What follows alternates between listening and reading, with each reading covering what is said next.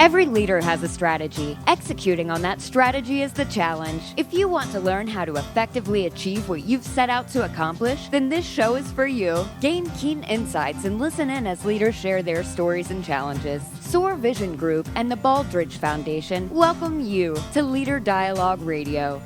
Hi everyone, I'm Duffy Dixon. Welcome to Leader Dialogue, brought to you by Sawyer Vision Group and the Baldrige Foundation. Joining me in studio is Ben Sawyer. He is the CEO of Sawyer Vision Group. Ben has more than 30 years of executive leadership experience. He launched the Sawyer Vision Group to help align people with purpose and to achieve exceptional results. Next to him is Lisa Counsell. She is the Chief Commercial Officer. She comes to Sawyer with more than 2 decades of clinical, leadership, and clinical informatics experience. She also spent 19 years at the McKesson Corporation. Joining us again this week is our guest, Dr. KaiLonnie Dunsmore. Dr. Dunsmore is an educator, a researcher, a literacy expert, a professor, and a program developer. And she is doctorally trained and focused on grant development and deployment of education and community of excellence initiatives. Thank you so much for joining us again this week, Dr. Dunsmore. Thank you. Thank you for having me. So, KaiLonnie, welcome back. For those listeners who did not hear last week's show, we would encourage you to go take a listen, because we're going to be doing a deep dive off that. And this year in Leader Dialogue Radio, we are targeting certain challenges or problems and discussing how to be able to address those. So I think you'll find it really interesting. So, KaiLonnie, last week you talked about why improving literacy, which really is getting national attention, in particular in that birth to grade 3 window, really requires a system approach and not just a student or teacher approach. Can you kind of elucidate that again as a launching pad for our deep dive discussion? Sure. I think a lot of policies we've had, particularly at the government level, or a lot of attentions tend to focus on sort of one little piece of the problem or one little aspect of the solution. They focus on making sure we have certified and high-quality teachers, which of course is important, or they focus on making sure that we have high-quality principals, which of course is important. But when we really think about systematically improving literacy, we really need to understand all the factors and characteristics that impact how students learn. And so when I talk about the system, if I'm just focusing on, schools, I really ensure that I'm not just working with the teachers, I'm working with the administrators, the principals, the district leaders to ensure that we have a coherent approach, we have one focus, that we're organizing the resources that teachers need in support of that, the assessment systems support the focus. But broadly, the work in communities of excellence, we're really thinking not just about schools, but really thinking about the community resources. So making sure that come in and they're not hungry. Kids come in and they know where they're going to go that night, that parents have, employment, that there are support and resources. So when we're talking about a system, I don't mean to make the problem more complex than it needs to be, but we really need to understand and define literacy in light of the factors and the conditions that support children in being able to learn and in teachers being able to teach. So there is a comment that a friend of mine said, which is, the more complicated it gets, the more focused we get. And I think for the listeners to kind of summarize the lowest common denominator with what Dr. Dunsmore is talking about, any organization, any jurisdiction has to be able to have a focus, action, feedback loop to be able to succeed. So the focus is critical, because if they're trying to do too many things at once, they'll fail at all of them. So they have to be able to say no to certain things to be able to say yes to the things that are really important, and they have to be able to share that focus. So that's step number 1. Step number 2 is there has to be orchestrated, dedicated action around that focus to make sure you actually are making progress, which leads to the third, which is feedback as to how you're doing, right? So for example, on the feedback thing, if I'm driving up 85, which is a main artery in Atlanta, and my speedometer is out, but I do get an email when I get home telling me how fast I am, that's not relevant information. That's not going to help you when you get pulled over. And I can't say that to a police officer like, well, I didn't know. I'm waiting for my email.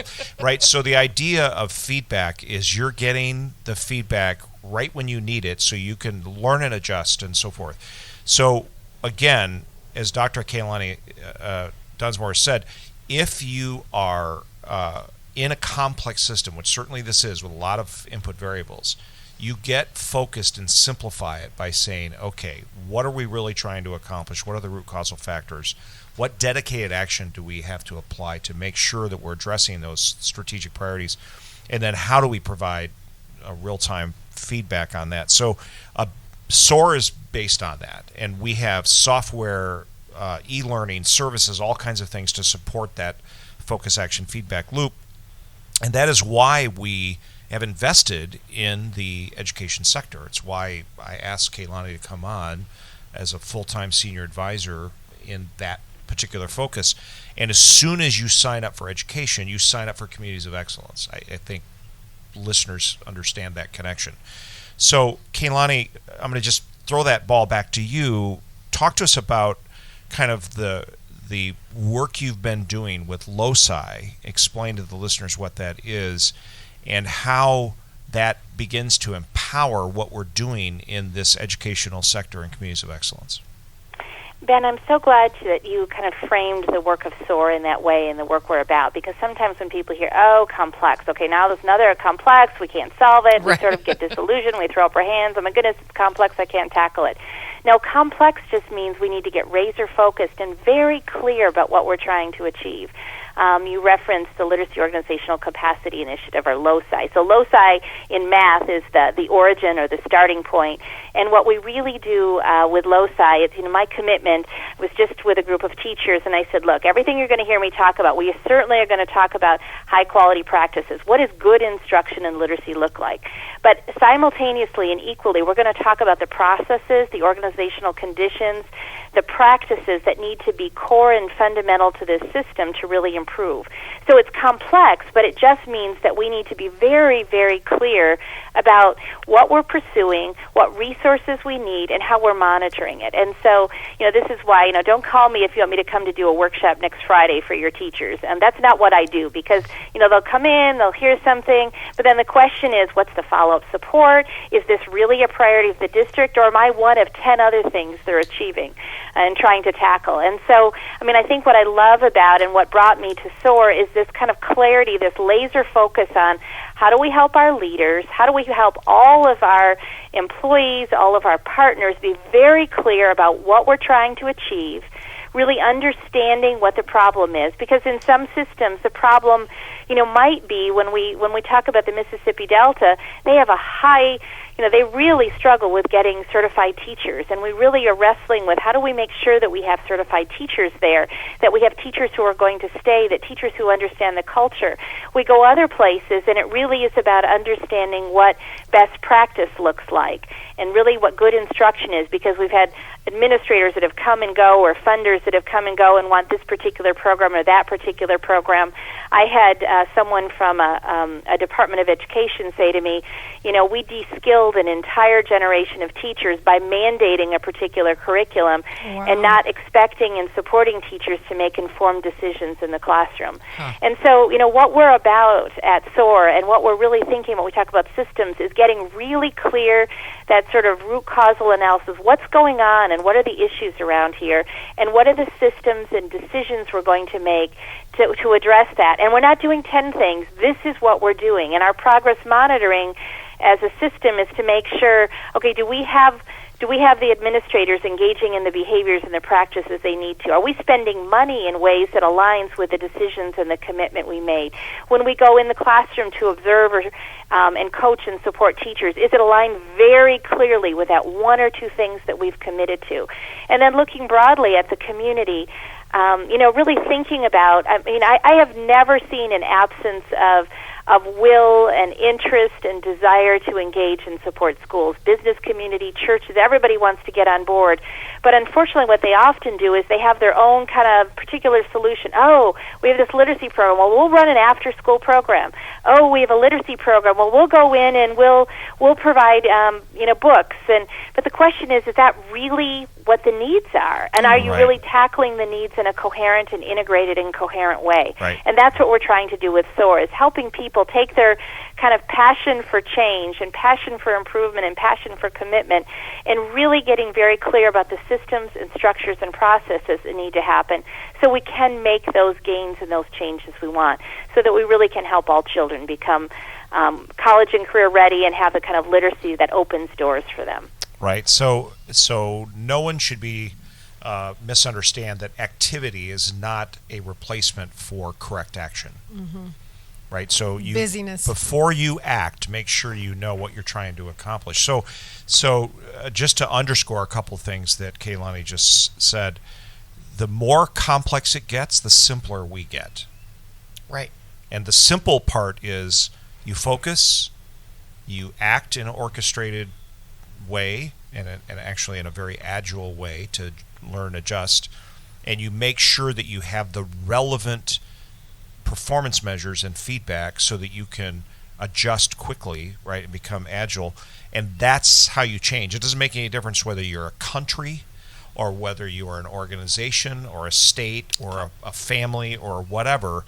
Or one convenience store. That's just true. So if people want to know more about that, they can go to the SOAR Vision Group website. We have more of that on our homepage and kind of embedded throughout. But KaiLonnie, let's go back and talk about this challenge of literacy that we talked about last week. What are some of the kind of main priorities in system work based on your experience nationally that jurisdictions and schools and so on need to be thinking about as they're trying to address this? So one of the things is to really unpack what we mean by both by literacy and what we mean by success. There's an enormous amount of, we're doing a lot of testing out there, and they'll say, oh, our kids are not on grade level. And I say, well, what does that mean?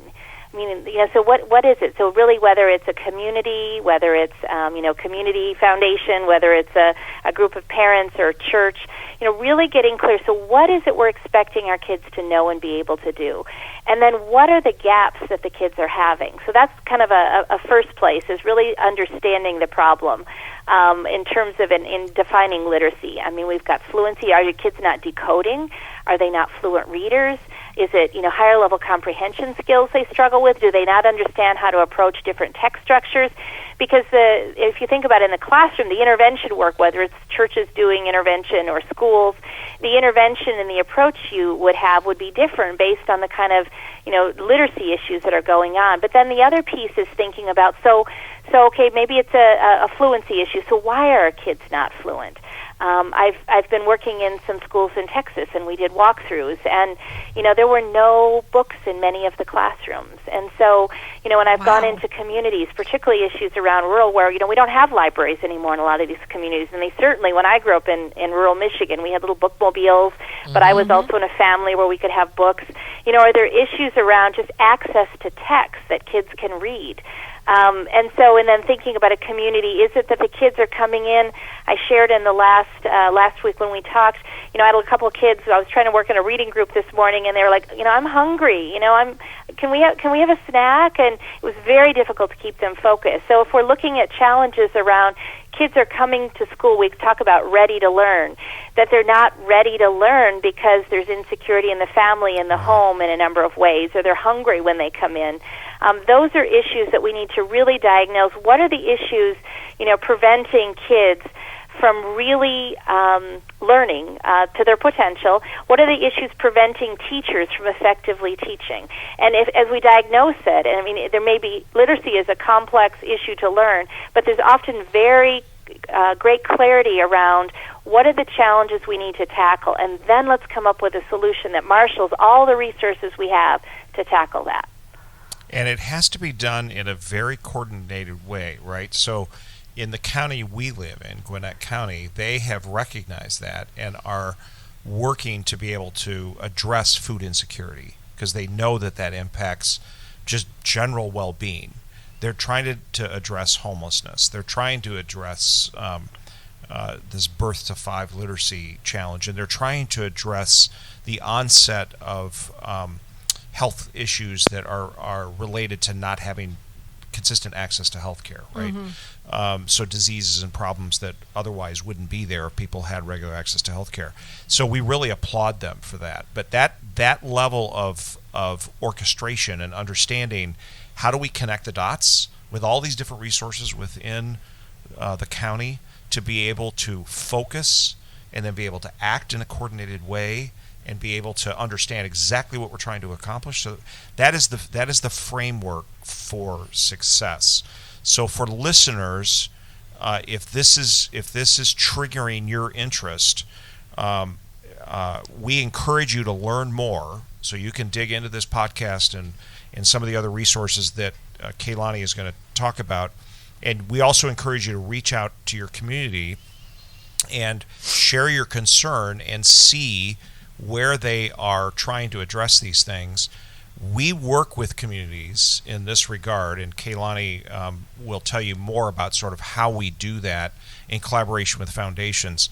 But again, the main priorities are understanding what's the problem, what are we going to do about it, how are we going to measure the success, and then marshal the necessary resources in a coordinated way to address it. So KaiLonnie, this program management, we haven't called it that in this show, but that's really what this is. Who's going to manage all those different resources? How do you find that to be effective, or where have you seen that effective across the country? So I think so. One of the ways to think about this. So I'll answer it from a school and then a community-wide initiative. So, one of the things we're seeing is a growing recognition that in order to tackle what people have in the past thought of as instructional problems, we really need to think in terms of a system perspective, where we're building leadership teams. We're bringing in partners, agencies, organizations, leadership teams, where we're collectively allocating resources in a way that align with it. And I think SOAR's developed some really wonderful tools. That's one of the pieces I came to, is that, we have an enormous amount of expertise in this country about, what effective reading instruction looks like, what effective writing instruction looks like. But how do we make sure that the people who are at the front lines have it, and that are supported and engaging in those practices? How do we make sure that what they're evaluated by, that the resources around coaching and support are really aligned to those? And then more broadly, what we know in terms of, the quality conditions that need to be in a child's life for them to be ready to learn. So I think the management piece, that is the crux of where we need to be. We're often asking the wrong questions. We often ask, so what programs should we be putting in schools? What tests should we be giving kids? And it really is around how do we identify what needs to happen, and how do we coordinate and manage the wealth of resources in this country to ensure that the right things are happening, or that we're studying them in a way so we can make very intentional decisions to modify those. And I think that's what SOAR is about. That's why I developed LOSI, to really say it's not just about kind of naming the problem, it's coordinating and managing the resources. And we're really starting to see, nationally, communities tackle this on, realizing that the hospitals, the churches, the social service agencies, and the schools, we can't just be looking at the problem from different lenses. We need to be looking at it collectively and integrating and managing our resources appropriately. And we're seeing a lot of foundations as well move from just grant making to really understanding that they're critical connectors to support and leverage existing resources in the community to ensure really coherent, aligned action. So for listeners, if you think about the communities in the United States, there are essentially 2 or 3 critical pillars, social pillars, in every community, right? I don't think anyone would argue that a school and a school system is a critical community pillar. No one would argue that a health system within that community, or that serves that community, if it's a rural community, is a pillar for that community. For sure. And I think also the various religious organizations, whether Right. they're churches or temples or whatever, that are essentially a place for people to come and be able to share their faith and their passions and focus for what they want to make the world a better place. Those are all foundational for any community. So that is the structure that we look to as we're addressing these things, because those are the places that individual members of a community will go to for the support of education, for the support of healthcare, for the support of just general overall well-being. So when you're approaching a community issue, you look at fundamentally where those resources are and how you can help coordinate their collective activities towards these kinds of focused challenges. KaiLonnie, any insight on that nationally, where there's been examples of good synergy and collaboration like that around these core fundamental processes within communities? Well, I think we see a lot of emergent places where actions are being taken. If you look at Oakland, they're really looking at a birth through 13, and they're developing strategies. Foundations are working not just to support early literacy, making sure kids enter kindergarten ready to learn, but they're tackling the issue of finance and creating savings accounts for kids.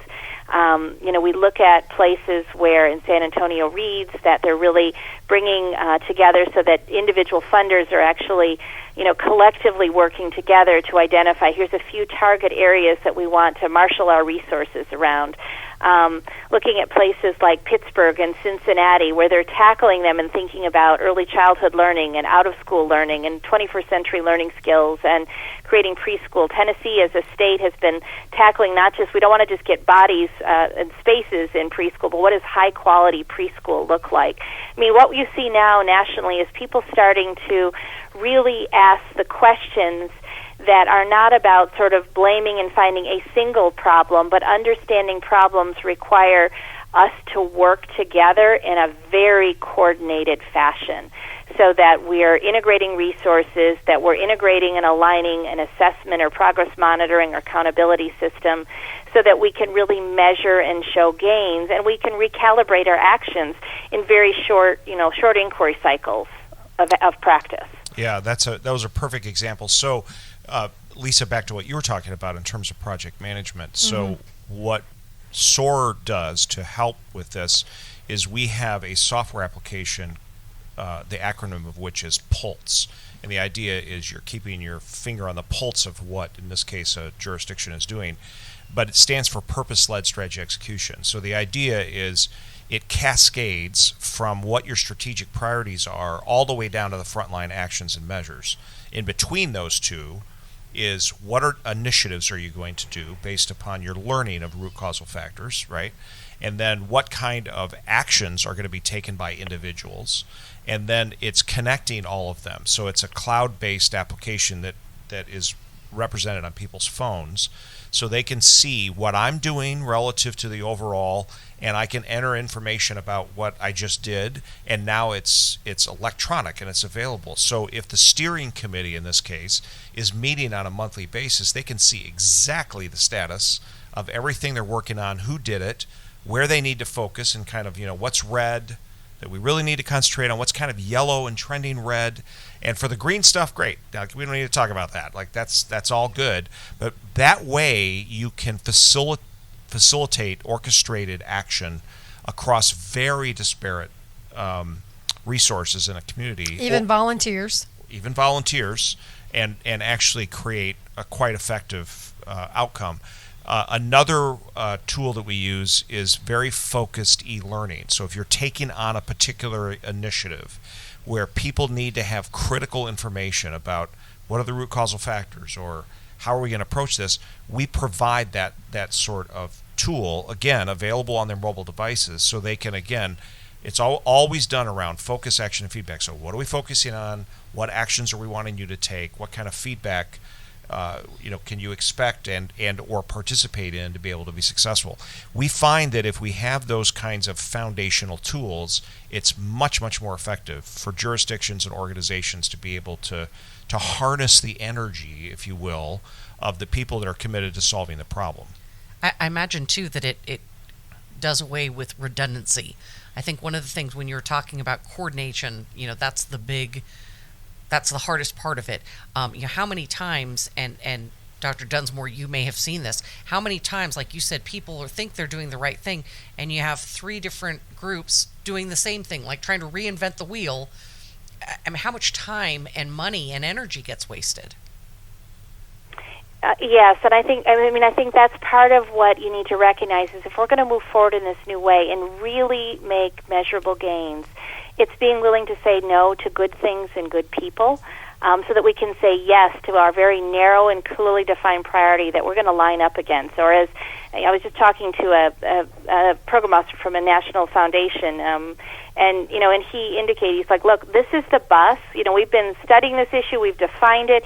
This is the bus, and we all need to get on this bus. And there are things that we're going to say, nope, not doing that, not funding that. Maybe we'll connect you to people who are doing that. But if we want to collect, we have to be on the bus together and head in this direction. And it does mean saying no to some things, not because they're not well-intentioned, not because they're not good, or there's good people or expertise behind it, but it's getting very, very clear about when we define the problem, we name the solution, and we orchestrate and put the resources around that.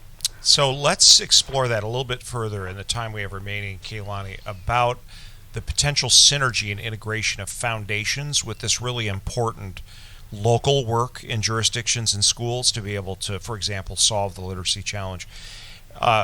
How does that work, and what is kind of the recommended approach in terms of jurisdictions that just want to dive in and get started? How does that work? So, I'm not going to say money isn't an issue, because money, I've been in schools, like I said, where they don't have money to buy books, and it's really astounding to me, the disparity in this country when you go to schools that they have, kids have and every kid's got a computer, or every kid's got a Chromebook, and then other schools where they don't even have anything. So there certainly are disparities in terms of finances, but I would say money isn't the problem generally. In terms of, it's part of the piece of it, but really it's about coordination of resources. And what I've seen is that foundations now, I used to work for a foundation. We were an operating foundation instead of a grant making, and the distinction's important here. Operating foundations really kind of name the work they're going to do and really invest and get in it. But even grant making foundations, which the majority are really shifting their focus, and instead of saying, okay, here's projects, if you've got a good one, apply, and we'll vet them if we think it's a good idea. And they're recognizing that, all of these years, the past, 30, 40 years of pretty significant foundation investment in this country, has made good things happen, but at a micro level. And what we're really looking at is changing the conditions and changing opportunities in sustainable ways. So what we're seeing foundations do, and the way we partner with foundations is in a very coordinated way. So it's not funding a particular program. It's bringing together all the critical players and having them come to that shared agreement that this is how we're defining and understanding the problem. These are the actions we're going to take and the progress we're going to monitor. And we're seeing foundations really want to be in that space where it's don't just bring me a good idea, collectively come together and name it. And so as a community or a community foundation or the business community, people are very willing to invest, but they want to really know that there's been thought put into understanding and defining the problem and coordinating all the actions around it so that you can also investigate, is this moving the needle? If not, we can quickly understand why and make some shifts, and so we can measure the progress that we need to make. So people want to make sure that their money is making an impact. Yeah, we want to make an impact. Everybody wants to, I want to do things in my classroom that are going to make a difference. We want to make sure that if you're having us do this, it's not somebody's telling us to do this, but we own it collectively, and we're defining it, we're measuring it, we're making the impact. So the opportunities we're looking for is the opportunity to collaborate with foundations, not just ask them for money, but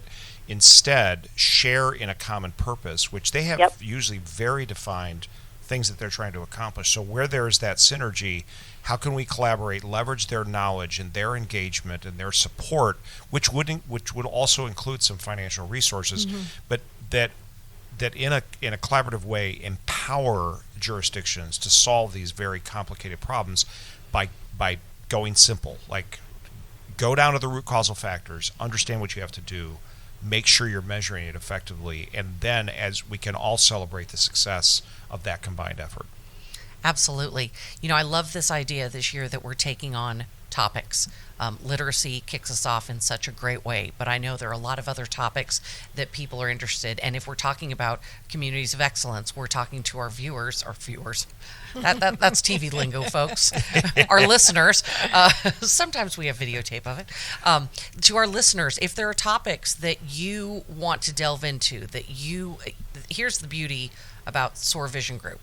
What you guys do and that framework can be put, as we said, across any business. Right. It can be put across any problem. It can be put across any topic. So for those of you out there who want to suggest a topic, or there's a topic that you're struggling with, or there's a problem that you see in your community, is there a way, Ben, they could reach out to you? Yeah, so on the new SOAR website that we launched, there's an interactive tool where you can say, this is what I'm concerned about, I'm trying to learn more information on, and one of our team members will follow up and support that inquiry and try to answer that question and see how we can help you. I mean, right there initially, you're getting some free help, getting direction on what you want to do, and maybe partnering with you guys further. I know that you have sort of levels of what you do, but thanks so much again for Dr. Dunsmore for joining us again. We really appreciate it, and we appreciate our listeners for joining us on Leader Dialogue.